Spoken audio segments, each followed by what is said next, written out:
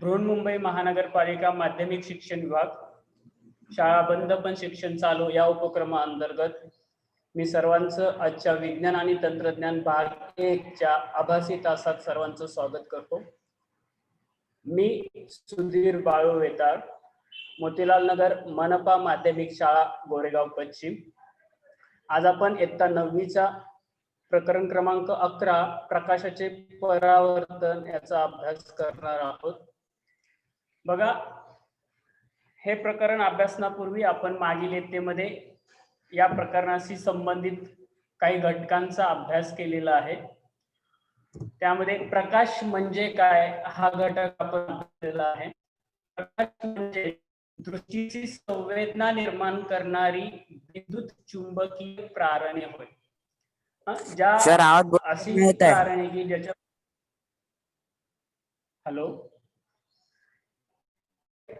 दृष्टीची संवेदना निर्माण होते ती विद्युत चुंबकीय प्रारणे म्हणजे प्रकाश।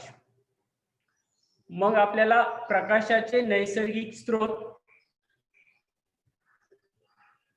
कोणते ते पण माहिती आहे की सूर्य हा प्रकाशाचा एकमेव असा नैसर्गिक स्रोत आहे।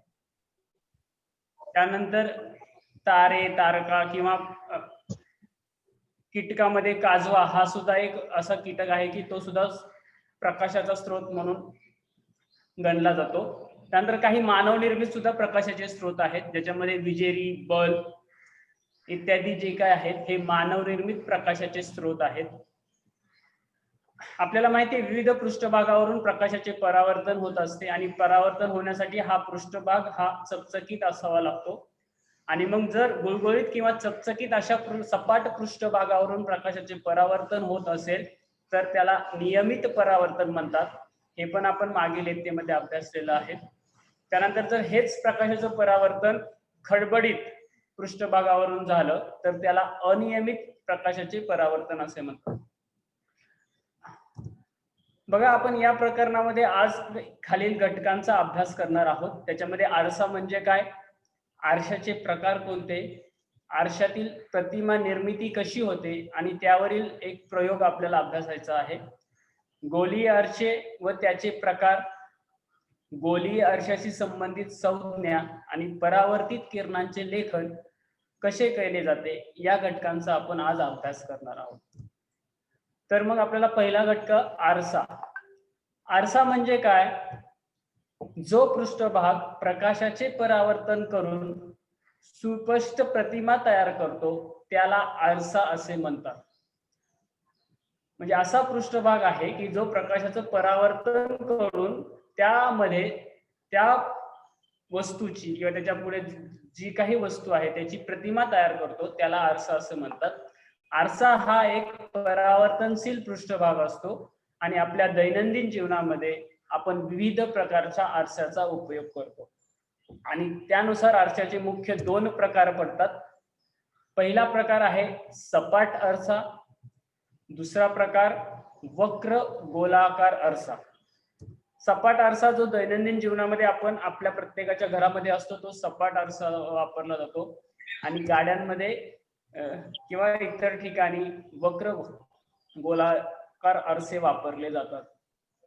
बघा, आरसा म्हणजे काय अभ्यासलं आपण, तर आता आपल्याला तो म्हणजे सपाट आरसा। सपाट आरसा अनेक ठिकाणी आरशाचा वापर केला जातो। मला सांगितले की सपाट आरसा हा तयार करताना एक गुळगुळीत काच घेतली जाते जी पारदर्शक काच असते आणि या काचेच्या मागील पृष्ठभागावर पातळ असा ॲल्युमिनियम किंवा चांदीच्या धातूचा परावर्तक लेप दिला जातो आणि हा लेप दिल्यानंतर जी पारदर्शक काच असते तिला अपारदर्शक केलं जातं आणि या परावर्तक पृष्ठभागाची जी बाजू अपारदर्शक केली आहे चांदीचा किंवा ॲल्युमिनियमचा लेप देऊन त्याचं संरक्षण व्हावं, ती खराब होऊ नये म्हणून त्याच्यावर पुन्हा धातूच्या परावर्तकाचा लेप दिला जातो, त्यालाच लेड ऑक्साईडचा लेप म्हणतात। आणि मग या लेड ऑक्साईड सारख्या पदार्थाचा त्याला लेप दिला जातो आणि त्यामुळे आरशाची एक बाजू अपारदर्शक होते। सपाट आरसा कसा तयार केला जातो असा प्रश्न विचारला तर तुम्हाला असं उत्तर लिहावं लागेल। गुळगुळीत सपाट पारदर्शक काचेच्या मागील पृष्ठभागावर पातळ अशा अल्युमिनियम किंवा चांदीच्या धातूचा परावर्तक लेप दिला जातो आणि चित्र दिसते सपाट आरशाचे चित्र आहेत. त्यानंतर बघा आपल्याला पुढचा घटक अभ्यासायचा आहे तो म्हणजे आरशातील प्रतिमेची निर्मिती. आरशामध्ये आपण उभा राहिलो की त्याच्यात आपली प्रतिमा दिसते, ती प्रतिमा कशी निर्मिती होते हे आपल्याला अभ्यासायचं. घरातील आरशासमोर आपण उभे राहिले असता आरशात आपली सुस्पष्ट प्रतिमा दिसते. आता बिंदू स्रोतापासून आपल्याला माहिती आहे की स्रोतापासून सर्व दिशांनी प्रकाश किरण निघतात आणि त्यापैकी अनेक किरण त्या आरशावर पडतात आणि तेच किरण पुन्हा परावर्तित होऊन डोळ्यापर्यंत पोहोचतात. परावर्तनामुळे हे किरण आरशामागे ज्या बिंदूपासून आल्यासारखे भासतात त्या बिंदूवर बिंदू स्रोताची प्रतिमा तयार होते. तर आपण खालील आकृती बघत असाल तर हा सपाट आरसा आहे आणि याच्यावर वस्तूवरून येणारे किरण हे लंब रूपात 90 अंशाच्या कोनामध्ये पडलेले आहेत आणि जे किरण लंब रूपात पडलेले आहेत तेच किरण परावर्तित म्हणजे पुन्हा आरशावर पडून परावर्तित होऊन ते लंब रूपातच परावर्तित होतात.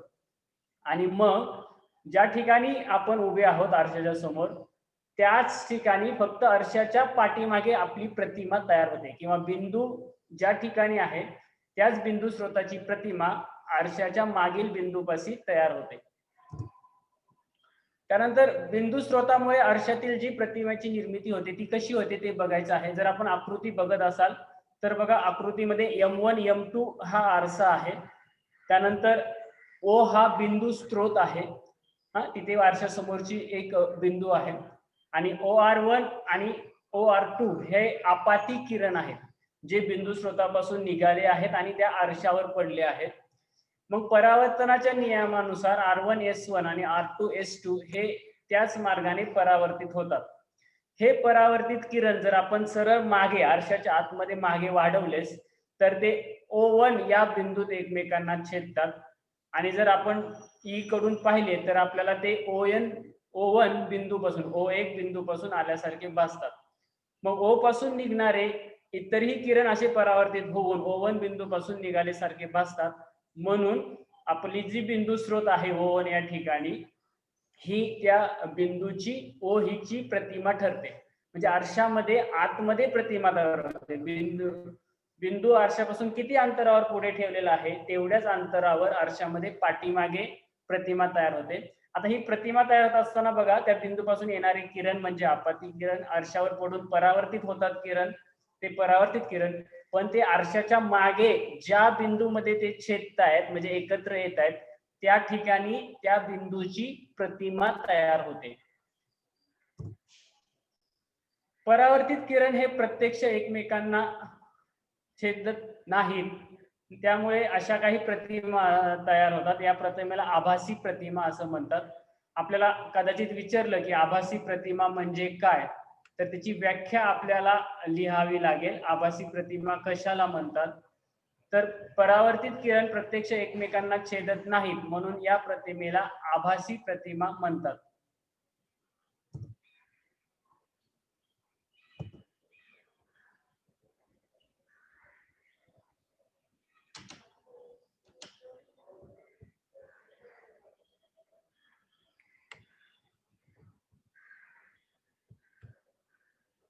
आता आपल्याला आपण बघितलं बिंदू स्रोतामुळे आरशातील प्रतिमाची निर्मिती. आपल्याला आता बिंदू स्रोताऐवजी विस्तारित स्रोतामुळे आरशात कशी प्रतिमा तयार होते ते अभ्यासायचं आहे. बिंदू स्रोताऐवजी जर आपण विस्तारित स्रोत वापरला म्हणजे बिंदू म्हणजे एक टिपक्यासारखा स्रोत आणि विस्तारित म्हणजे थोडी मोठा असा स्रोत तर त्या स्रोताची प्रत्येक बिंदूची प्रतिमा तयार होऊन संपूर्ण स्रोताची प्रतिमा तयार होते. जर आपण आकृती पाहत असाल तर आपल्या लक्षात येईल इथे आरशासमोर एक M1 M2 हा सपाट आरशाचा पृष्ठभाग आहे आणि त्याच्यासमोर PQ हा विस्तारित स्रोत ठेवलेला आहे. PQ हा विस्तारित स्रोत आहे आणि या विस्तारित स्रोताची प्रतिमा आरशाच्या पाठीमागे P1 Q1 या ठिकाणी तयार झालेली आहे. बघा मग सपाट आरशातील प्रतिमा ही आकाराने स्रोता एवढीच असते हे खूप लक्षात ठेवा. कदाचित एक मार्काला चुकी बरोबर ला प्रश्न विचारला जाऊ शकतो. सपाट आरशात ज्या काही प्रतिमा तयार होतात त्या जेवढा स्रोत आहे तेवढ्याच आकाराची प्रतिमा सपाट आरशामध्ये तयार होते. आता आपल्याला माहिती आहे की बघा, बऱ्याच वेळा आपण जर पुस्तक आपल्या आरशासमोर धरलं सपाट आरशाबरोबर तर त्याचं अक्षर आपल्याला उलटी दिसतात. मग ही का उलटी दिसतात? किंवा आपण बघतो की अँब्युलन्स वर सुद्धा समोरच्या बाजूला अक्षर अशी उलटी लिहिलेली का असतात? तर त्याच्या मागे हे शास्त्र आहे. तेच बाजूची अलटापालट. अँब्युलन्सवर सुद्धा समोरच्या बाजूला अँब्युलन्स हा शब्द उलट अक्षरात लिहिलेला असतो. त्याचं कारण इथे आपल्याला सापडतं बघा. जर आपण आरशासमोर अशी अक्षरं ठेवली तर आरशात शब्दाची जी उलटी प्रतिमा आहे प्रत्येक बिंदूची प्रतिमा आरशा मागे तेवढ्याच अंतरावर तयार होते. आणि ही तयार होत असताना फक्त डावी बाजू उजवीकडे आणि उजवी बाजू डावीकडे दिसते आणि यालाच आपण बाजूची अलटापालट असं म्हणतो. आणि त्यामुळेच आता समोरच्या अँब्युलन्सवर अँब्युलन्सच्या पुढे जे वाहन आहे त्याच्या आरशामध्ये तो बघतो की मागून कोणती वाहन येते आणि त्याला आरशामध्ये शब्द उलटा दिसावा, त्यामुळे अँब्युलन्सवर शब्द हा उलट लिहिलेला असतो. ठीक आहे. तर अशा प्रकारे बाजूची अलटापालट म्हणजे काय, किंवा बाजूच्या अलटापालटचा किंवा अँब्युलन्सवर अँब्युलन्स हा शब्द उलट अक्षरात का लिहिला जातो, शास्त्रीय कारणे द्या, याच्यामध्ये सुद्धा तुम्हाला प्रश्न विचारला जाऊ शकतो. तर ह्या गोष्टी आपल्याला लक्षात ठेवायला आवश्यक आहे.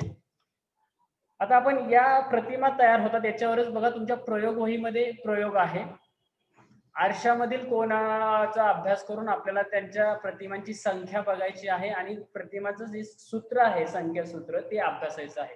प्रयोग क्रमांक 8 आहे, भाग 1 मधला. बघा तुमच्या समोर हे चित्र दिसते. 2 आरसे आहेत, ते 180 अंश कोनामध्ये ठेवलेत आणि त्याच्यासमोर पेनाचं एक कॅप ठेवलेली आहे काळ्या रंगाची आणि तिथे एकच प्रतिमा तयार झालेली दिसते. आपण जर ते बघितलं तर एका वस्तूची एकच प्रतिमा तयार झाली आहे. आता या 2 आरशामधला आपण काय करूयात, कोन कमी केलाय. 120 अंश केलाय. 2 आरशामधला कोन काय केला आपण, कमी केला. तो 100. बघा आरशामध्ये प्रतिमांची संख्या 2 झाली, म्हणजे कोन आपण कमी केला, प्रतिमांची संख्या वाढली आहे. अजून बघा 2 आरशातील कोन आपण 90 अंश केलाय. समोर एक वस्तू ठेवली, त्याच्या आपल्याला प्रतिमांची संख्या 3 झालेली दिसते. आपण जर ते प्रतिमा बघत असाल तर जर 2 आरशामध्ये कोण अजून आपण लहान केला, तो जर 45 अंश ठेवला तर बघा 2 आरसे आहे, त्याच्या समोर 45 अंशाचा कोन करून आपण एक बॉटल ठेवलेली आहे आणि त्याच्यामध्ये प्रतिमा बघा, तुम्हाला प्रतिमांची संख्या जवळजवळ 7 प्रतिमा तयार झालेल्या दिसतील. आणि जर तोच आपण कोन 2 आरशातील कोन बघा 0 अंश केलाय, म्हणजे समोरासमोर असे ठेवले, त्यांच्यात कुठलाही कोन नाही, अगदी समोरासमोर असे ठेवले आणि त्याच्यामध्ये एकच मेणबत्ती ठेवलेली आहे, तर आपल्याला अशा असंख्य मेणबत्त्या दिसतात, म्हणजे अनंत प्रतिमा तयार होतात. आणि बघा ह्याचं उदाहरण आपल्याला बऱ्याच वेळा येतं आपल्या दैनंदिन जीवनामध्ये. जेव्हा जेव्हा आपण केस कर्तनालय म्हणजे सलून मध्ये जातो केस कापण्यासाठी, त्या सलून मध्ये समोरासमोर आरसे असतात आणि हे समोरासमोर आरसे असतात. जर आपण समोरच्या आरशात बघितलं तर आपल्याला आतमध्ये आपल्या बऱ्याच प्रतिमा दिसतात. तर याचं कारण हे आहे की त्या 2 आरशामध्ये जो कोन आहे तो 0 अंश सेल्सिअस असतो आणि त्या प्रतिमा अनंत असतात. आता आपल्याला त्या सूत्रामध्ये किमती टाकून प्रतिमांची संख्या काढायची. तर प्रतिमांची संख्या n बरोबर 360 भागिले a वजा 1 हे सूत्र, या सूत्राचा आपल्याला अभ्यास करायचा आहे. ए हे 2 आरशामधील कोन याची किंमत आहे. बघा ए आरशामधील कोन हा 120 अंश, प्रतिमांची संख्या n बरोबर 360 भागिले a वजा 1. 360 याची किंमत 120, कारण कोनाची 120 आहे म्हणून 360 भागिले 120 वजा 1. 120 ने 360 ला भागलं तर 0 0 जातील, 12 36, म्हणजे 3 वजा 1. 3तनं 1 वजा केलं म्हणजेच 2 प्रतिमा, जे आपण पाहिलेलं आहे 2 प्रतिमा तयार होतात. त्यानंतर बघा आरशामधील कोन जर आपण 90 अंश केला तर प्रतिमांची संख्या n बरोबर 360 भागिले a वजा 1. 360 भागिले 90 वजा 1 शून्य शून्य जाईल, 9 चौक 36, 9 ने 36 ला भागलं 4, 4 वजा 1, 4 मधून 1 गेला, 3 प्रतिमांची संख्या 3 येईल. ते जर आपण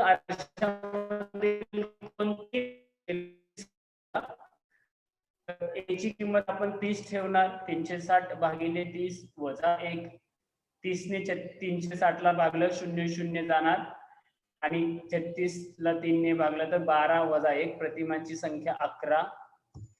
आणि आपण शेवटचं चित्र बघितलं होतं की आरशामधील कोन 0 अंश केला जातो तेव्हा प्रतिमांची संख्या किती होते, तर n बरोबर 360 भागिले a वजा 1, 360 भागिले 0 वजा 1. आपल्याला हा नियम माहिती आहे गणितातला, कोणत्याही संख्येला 0 ने भागलं तर त्याचं उत्तर अनंत, इन्फायनाइट असतं, म्हणून अनंत, आणि त्या प्रतिमांची संख्या सुद्धा अनंत असतात.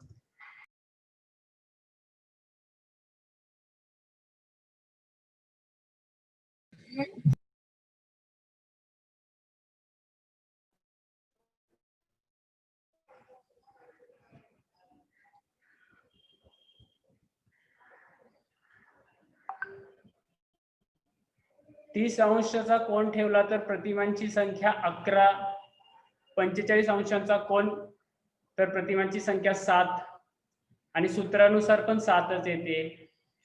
त्यानंतर 60 अंशाचा कोन प्रतिमांची संख्या 5, सूत्रानुसार सुद्धा प्रतिमांची संख्या 3, 90 अंशाचा कोन प्रतिमांची संख्या 3, सूत्रानुसार ही संख्या 3, 180 अंशाच्या कोनामध्ये जर आरसे ठेवले तर प्रतिमांची संख्या 1 आणि सूत्रानुसार सुद्धा 1 येते, हे आपण बघितलेलं आहे.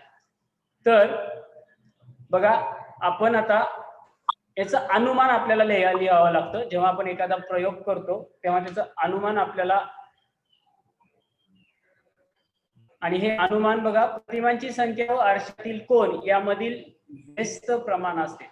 आपण जर निरीक्षण तक्ता नीट बघितला तर तुमच्या लक्षात येईल, कोनाची किंमत जर वाढवत गेली प्रतिमांची संख्या कमी कमी होत जाते. आणि जेव्हा गणिताचा नियम माहिती आहे तुम्हाला, जर दोन चलामध्ये एक चल वाढत असेल आणि एक चल कमी होत असेल तर त्या दोन चलामध्ये व्यस्त प्रमाण असते. ठीक आहे, तर हा प्रयोग आहे तुमच्या वहीमध्ये. त्यानंतर आपल्या याच्यामध्ये बघा, सपाट आरशामध्ये व्यक्तीच्या उंचीची पूर्ण प्रतिमा तयार होण्यासाठी आरशाची किमान उंची किती असावी, असा एक प्रश्न विचारला जाऊ शकतो. किंवा ती उंची, आरशाची उंची किती असावी जेणेकरून माझी पूर्ण प्रतिमा त्या आरशात दिसेल, असं एक विधान आहे. आणि ते विधान आपल्याला बघायचंय, ते सिद्ध करायचंय. जर आपण ही आकृती बघितली तर आपल्या लक्षात येईल, H हा आपल्या डोक्यावरचा बिंदू आहे, म्हणजे H म्हणजे डोळा, E हा डोळ्याचा पसला बिंदू आहे आणि F हा पायाखालचा बिंदू आहे. हे लक्षात ठेवा. म्हणजे इकडे H, E आणि F या ठिकाणी माणूस उभा आहे पूर्ण, आणि M1 N हा एक पृष्ठभाग आहे आरशाचा, आणि त्याच्यामध्ये किमान उंची आपण PQ ही लक्षात घेतलेली आहे. आणि त्यानंतर H1 R1 ह्या प्रतिमा तयार होत आहेत. बघा, आपण त्याची सिद्धता बघूया. आकृतीमध्ये व्यक्तीच्या डोक्यावरील बिंदू, डोळे आणि पायाखालील बिंदू H, जे मी तुम्हाला आता सांगितले दर्शवलेले आहेत. H चा मध्यबिंदू R आहे, H चा मध्यबिंदू R आहे, म्हणजे H आणि RE हे दोन समान भाग आहेत. तसंच REF चा मध्यबिंदू S आहे, E आणि F आहे, याचा मध्यबिंदू हा S आहे. म्हणजे हे ES आणि SF हे दोन्ही भाग सारखे आहेत, हे लक्षात ठेवा. ते आपल्याला पुढे उपयोगी पडणार आहे सिद्धतामध्ये. बघा, सपाट आरसा हा जमिनीपासून NQ च्या उंचीवर लंब रूपात ठेवला आहे. तर PQ ही व्यक्ती पूर्ण प्रतिमा दिसण्यासाठी आवश्यक असलेली किमान उंची आहे. NQ ही या उंचीवर सपाट आरसा ठेवलेला आहे लंब रूपामध्ये. PQ ही काय आहे, तर त्या व्यक्तीची पूर्ण प्रतिमा दिसण्यासाठी आरशाची किती उंची आवश्यक आहे ती उंची आहे. मग आपल्याला गणित इथे करावं लागतं. आरशाची किमान उंची PQ बरोबर RS, कारण इथे बघा RP आणि SQ हे लंब रूपात असतात, म्हणजे जेवढं PQ आहे तेवढंच RS आहे. मग आपल्याला आता RS म्हणजे काय माहिती आहे, कारण RE आणि ES या दोघांची बेरीज RE आणि ES या दोघांची बेरीज म्हणजे RS. मग आता पुन्हा RE म्हणजे काय आणि ES म्हणजे काय हे पण माहिती आहे, कारण R हा मध्यबिंदू आहे. याची च्या अर्धा आहे RE आणि ES हा EF च्या अर्धा आहे. आणि जर आपण हे दोन्ही सोडवलं तर HF च्या अर्ध म्हणजेच त्या व्यक्तीच्या उंचीचा अर्धा उंचीचा जर आपण आरसा ठेवला किंवा आरसा आपल्या घरामध्ये आपल्या उंचीच्या अर्धा उंचीचा असेल तर आपली त्यामध्ये पूर्ण प्रतिमा दिसेल. ठीक आहे. तर हे आपण विधान सिद्ध केलेलं आहे की व्यक्तीची पूर्ण प्रतिमा दिसण्यासाठी किती उंचीचा आरसा आवश्यक आहे. तर हे लक्षात ठेवा. ज्यांना स्पर्धा परीक्षेची तयारी करायची आहे त्यांच्यासाठी सुद्धा खूप महत्वाचा ही सिद्धता आहे किंवा हा प्रश्न आहे जो 1 मार्काला बहुपर्याय म्हणून विचारला जाऊ शकतो. आता आपण आतापर्यंत पाहिलं ते म्हणजे सपाट आरसा, म्हणजे आरशाचा एक प्रकाराचा आपण अभ्यास केला. आता आपल्याला पुढचा आरशाच्या दुसऱ्या प्रकाराचा अभ्यास करायचा आहे, तो म्हणजे गोलीय आरसे. बघा, आपण बऱ्याच वेळा जत्रेमध्ये फिरायला जातो तेव्हा आपल्याला माहिती की त्या ठिकाणी हास्य दालन असतं आणि ह्या हास्य दालनामध्ये जर आपण उभा राहिलो तर आपल्या प्रतिमा ह्या वेड्या वाकड्या दिसतात आणि त्या आणि म्हणून त्याला मग आता ह्या हास्य दालनामध्ये जे आरसे वापरलेले असतात हे आरसे आपल्या घरातल्या आरशासारखे असतात का? तर नाही. आपल्या घरामध्ये हा सपाट आरसा असतो आणि या हास्य दालनामध्ये वापरलेले आरसे असतात हे वक्र गोलाकार आरसे असतात. ते वक्र गोलाकार आरसे असतात. त्यामुळे त्यामध्ये ज्या प्रतिमा तयार होतात ह्या वेड्या वाकड्या तयार होतात आणि या प्रतिमा पाहून आपण हसतो. बघा, ह्या वक्र गोलाकार आरसे आपण या ठिकाणी वापरले जातात, गोलीय आरसे. मग गोलीय आरसे कसे तयार करतात किंवा गोलीय आरसे म्हणजे काय ते आपल्याला आता अभ्यासायचं आहे. मग आपण एक जर चेंडू कापला, चेंडूचे दोन प्रकारचे सहज पृष्ठभाग दिसते, एक खोलगट पृष्ठभाग आणि एक त्याच्या पाठीमागचा वक्र पृष्ठभाग. आणि जर ह्या दोन पृष्ठभागावर आपण कापलेल्या भागाच्या आतील किंवा बाहेरील पृष्ठभागावर चकचकीत पदार्थाचे विलेपन करून त्याचे जर गोलीय आरसे तयार केले तर त्याला गोलीय आरसे म्हणतात. आता यावरूनच गोलीय आरशाचे सुद्धा दोन प्रकार पडतात. बघा, आरशाचे आपण दोन प्रकार बघितले तर गोलीय आरशाचे सुद्धा दोन प्रकार पडतात. इकडे आकृती बघत असाल, हा गोल आहे, तो जर आपण कापला तर त्याचे दोन पृष्ठभाग तयार होतात, एक खोलगटा भाग म्हणजे आतमध्ये वाकलेला आणि एक वक्र भाग बाहेरून फुगीर असलेला. तर असे दोन, आणि यावरून गोलीय आरशाचे दोन प्रकार पडतात. मग या गोलीय आरशाचे जे दोन प्रकार आहेत ते कोणते? बघा, पहिला आरसा अंतर्गोल आरसा आणि दुसरा बहिर्गोल आरसा. त्याला इंग्लिश मध्ये कॉन्केव्ह मिरर आणि कॉन्व्हेक्स मिरर म्हणतात. अंतर्गोल आरसा किंवा बहिर्गोल आरसा. अंतर्गोल आरसा हा त्यालाच अंतर्वक्र सुद्धा म्हणतात, म्हणजे आत बाजूला खोलगट असलेला भाग त्याला अंतर्गोल आरसा म्हणतात. आणि बहिर्वक्र म्हणजे बाहेरील बाजूने फुगीर असलेला त्याला बहिर्गोल आरसा असं म्हटलं जातं. बघा, अंतर्गोल आरसा जर गोलाकार पृष्ठभागाचा आतला भाग म्हणजे खोलगट जो खड्ड्याचा भाग आहे तो भाग जर अंतर्भाग जर चकचकीत असेल तर त्याला अंतर्गोल किंवा अंतर्वक्र आरसा म्हणतात. अंतर्गोल आरशाची जी व्याख्या आहे ती लक्षात ठेवा. जर गोलाकार पृष्ठभागाचा आतला भाग म्हणजे अंतर्भाग चकचकीत असेल तर त्याला अंतर्गोल किंवा अंतर्वक्र आरसा म्हणतात. इथे आतल्या पृष्ठभागावरून प्रकाशाचे परावर्तन होते. जर आपण आकृती बघत असाल तर या बाजूला तुम्हाला लक्षात येईल आतला भाग चकचकीत आहे आणि त्याच्यावरून प्रकाश किरण पडतात आणि त्याच्यावरून ते परावर्तन होत आहे, त्याला अंतर्वक्र आरसा असं म्हटलं जातं. त्यानंतर दुसरा प्रकार आहे गोलीय आरशाचा, तो म्हणजे बहिर्गोल किंवा बहिर्वक्र आरसा. जर गोलाकार पृष्ठभागाचा बाहेरचा भाग चकचकीत असेल, बहिर्वक्र भाग चकचकीत असेल तर त्याला बहिर्वक्र आरसा म्हणतात. इथे बाहेरच्या पृष्ठभागावरून प्रकाशाचे परावर्तन होतं. आता तुम्ही जर ही आकृती नीट बघत असाल तर तुमच्या लक्षात येईल की या आकृतीवर जे प्रकाश किरण पडलेले आहेत हिरव्या रंगाचे त्याचा बाहेरच्या भागावरून परावर्तन झालेलं आहे. तर अंतर्वक्र आरसा आणि बहिर्गोल आरसा या फरक स्पष्ट करायला सुद्धा 2 मार्काला प्रश्न विचारला जाऊ शकतो. तर त्यासाठी या दोन्ही संकल्पना आहेत त्या नीट समजून आणि जो तुम्हाला 10वी साठी उपयोगी पडणार आहे बघा, गोलीय आरशाशी संबंधित संज्ञा. मग आपल्याला गोलीय आरसा म्हणजे काय बघितलं, गोलीय आरशाचे प्रकार म्हणजे, आणि या गोलीय आरशाशी संबंधित अशा कोणकोणत्या संज्ञा आहेत त्या बघायच्या. मग बघा, ध्रुव. ध्रुव म्हणजे काय, ध्रुव कशास म्हणतात. जर आपण आकृती बघाल, आकृती जर आपण बघितली तर आपल्या लक्षात येईल, हा जो पी बिंदू दिसतो याला ध्रुव असं म्हणतात. आरशाच्या पृष्ठभागाच्या मध्यबिंदूस आरशाचा ध्रुव असं म्हणतात. या आकृतीमध्ये जो पी बिंदू दाखवलेला आहे त्याला ध्रुव असं म्हटलं जातं. त्यानंतर बघा, दुसरी संज्ञा आहे वक्रता केंद्र. आरसा ज्या गोलाचा भाग असतो त्या गोलाच्या केंद्रास वक्रता केंद्र म्हणतात. जर आपण हा गोल बघितला, या गोलाचा जो केंद्र आहे, आरसा हा आरसा आहे, लाल निळ्या जो कव्हर दाखवलेला आहे रिंग, आणि या ज्या गोलाचा हा भाग आहे आणि हा गोलाचा जो केंद्र आहे, जो सी या अक्षराने दाखवलेला आहे, या वक्रता केंद्र असं म्हटलं जातं. त्यानंतर दुसरी एक संज्ञा आहे वक्रता त्रिज्या. आरसा ज्या गोलाचा भाग असतो त्या गोलाच्या त्रिज्येला आरशाची वक्रता त्रिज्या असे म्हणतात. बघा, मगाशी आपण ज्या गोलाचा भाग आहे आरसा आपण बघितलं, येथे CA आणि CP हे ज्या दोन त्रिज्या आहेत, जी लांबी आहे ती त्या आरशाची वक्रता त्रिज्या असते.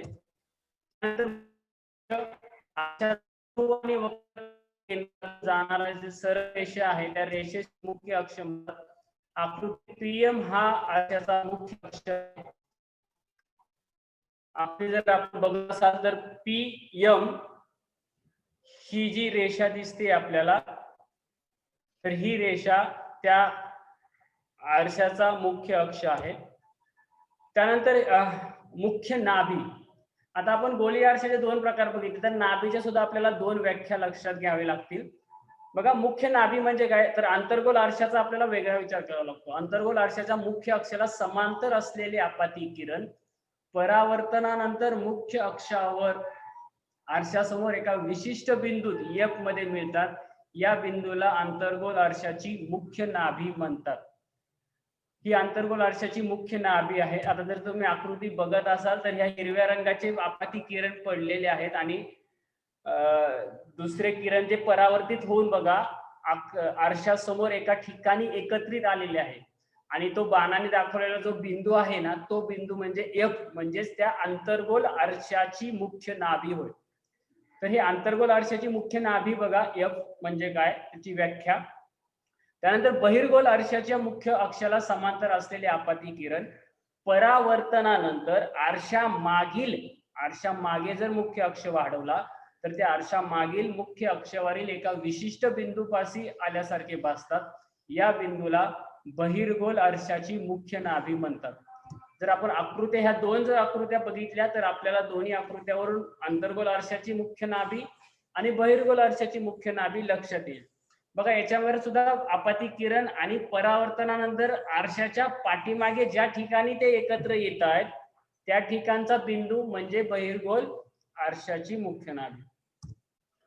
त्यानंतर सर्वात महत्वाचं आणि 10वीला खूप महत्वाचं आहे नाभी अंतर. तुम्हाला याच्यावर गणित सुद्धा विचारले जाऊ शकतात. नाभी अंतर म्हणजे काय, बघा, आरशाचा ध्रुव P आणि नाभी F यांच्यातील अंतराला नाभी अंतर असे म्हणतात. जर आपण आकृती चित्र खाली बघत असाल तर त्या आकृतीमध्ये दाखवलेलं आहे नाभी अंतर. आणि हे नाभी अंतर जे आपण आकृतीमध्ये मग आधी जे पाहिले संज्ञा वक्रता त्रिज्या, या वक्रता त्रिज्याच्या निम्मे असते. म्हणजे CA आणि CP च्या निम्मे नाभी अंतर असते. आणि हे लक्षात ठेवा की वक्रता त्रिज्या दिली तरी नाभी अंतर आपल्याला काढता आलं पाहिजे, कारण वक्रता त्रिज्याच्या निम्मे नाभी अंतर असते. आणि त्यानंतर आपल्याला पुढचा घटक अभ्यासाचा आहे तो म्हणजे परावर्तित किरणांचे लेखन कसं केलं जातं. आपल्याला माहिती आहे आरशावर जो किरण पडतो त्याला आपाती किरण म्हणतात, आणि तो जो कोन तयार करतो त्याला आपातन कोन म्हणतात. परावर्तित जो किरण असतो त्याने जो कोन तयार होतो त्याला परावर्तित किरण आणि त्याने जो कोन तयार झालाय त्याला परावर्तन कोन असं म्हटलं जातं. मग कोन AQC हा आपातन कोन होतो, कोन CQB हा परावर्तन कोन होतो, आणि प्रकाशाच्या परावर्तनाच्या नियमानुसार आपातन कोन आणि परावर्तन कोन हे समान मापाचे असतात. म्हणून परावर्तित मार्ग निश्चित करताना ह्या दोन्ही कोनांचं माप हे समान ठेवलं जातं. म्हणजेच माप CQB आणि माप AQC हे दोन्ही कोण एकसारखेच मापाचे काढले जातात. या प्रकारे परावर्तित किरणांचं रेखन केलं जातं. गोली आरशाद्वारे ज्या मिळणाऱ्या प्रतिमा आहेत त्यांचा अभ्यास किरणाकृतीच्या सहाय्याने केला जातो. म्हणजे अशी किरणाकृती काढली जाते आणि त्यानुसार त्यांच्या प्रतिमांचा अभ्यास केला जातो. किरणाकृती म्हणजेच प्रकाश किरणांच्या मार्गक्रमणाचे विशेष चित्रीकरण होय. आणि हे चित्रीकरण करण्यासाठी प्रकाश परावर्तनाचे नियम खूप महत्वाचे आहेत. हे नियम तुम्हाला 3 नियम आहेत मुख्यत्वे. पहिला नियम बघा, जर आपाती किरण मुख्य अक्षाला समांतर असेल तर परावर्तित किरण मुख्य नाभीतून जातो. जर आपण ही आकृती बघत असाल तर तुमच्या लक्षात येईल, आपाती किरण निळ्या रंगाने दाखवलाय, परावर्तित किरण हा लाल रंगाने दाखवलाय आणि तो मुख्य अक्षाला समांतर आहे निळा म्हणजे आपाती किरण आणि तो F मधून गेलाय, परावर्तित किरण हा F मधून गेलाय म्हणजे तो मुख्यतून जातो. नंतर दुसरा नियम आहे, जर आपाती किरण मुख्य नाभीतून असेल तर परावर्तित किरण मुख्य अक्षाला समांतर असतो. बघा आकृती बघितली की आपल्या लक्षात येईल. इथे लाल रंगाने आपाती किरण दाखवलेला आहे, जो आपाती किरण F म्हणजे नाभीतून जातोय, मुख्य नाभीतून, तर परावर्तित किरण पुन्हा समांतर जातोय. हा नियम 1 च्या उलट नियम 2 आहे. त्यानंतर नियम 3 बघा, जर आपाती किरण वक्रता मध्यातून जात असेल तर परावर्तित किरण त्याच मार्गाने परत जातो. जर आपण आकृती बघितली तर आपल्या लक्षात येईल, आपाती किरण आणि परावर्तित किरण हे एकाच मार्गाने, आपाती किरण पण येतो आणि परावर्तित किरण, कारण तो वक्रता मध्यातून जात आहे. आणि मग हा नियम 3 आहे, जर आपाती किरण हा वक्रता मध्यातून जात असेल तर परावर्तित किरण सुद्धा त्याच मार्गाने परत जातो. बघा हे आज आपण काय काय अभ्यासलं. आज आपण खालील घटकाचा अभ्यास केला. प्रकाश म्हणजे काय, त्यानंतर आरसा कसा तयार करतात आणि त्याच्या आरशाचे प्रकार कोणकोणते आहेत, आरशातील प्रतिमा निर्मिती कशी होते ते आपण बघितलं आणि त्याच्यावर एक आपला प्रयोग क्रमांक 8 प्रयोग वही मधला तो सुद्धा मी तुम्हाला चित्रांद्वारे निरीक्षण तक्ता आणि अनुमान सुद्धा सांगितलेलं आहे. त्यानंतर आपण गोली आरशा म्हणजे काय पाहिलं, गोली आरशाचे प्रकार बघितले, गोली आरशाच्या ज्या संबंधित महत्वाच्या संज्ञा आहेत त्या सुद्धा आपण अभ्यासल्या. त्यानंतर आपण प्रकाशाचे परावर्तनाचे नियम अभ्यासले आणि त्यानंतर परावर्तित किरणांचे लेखन कसे करतात हे सुद्धा आपण अभ्यासलेलं आहे. ठीक आहे, तर या ठिकाणी आपला आजचा तास, पुढील जो भाग राहिलेला आहे तो आपण नंतरच्या तासाला पाहणार आहोत.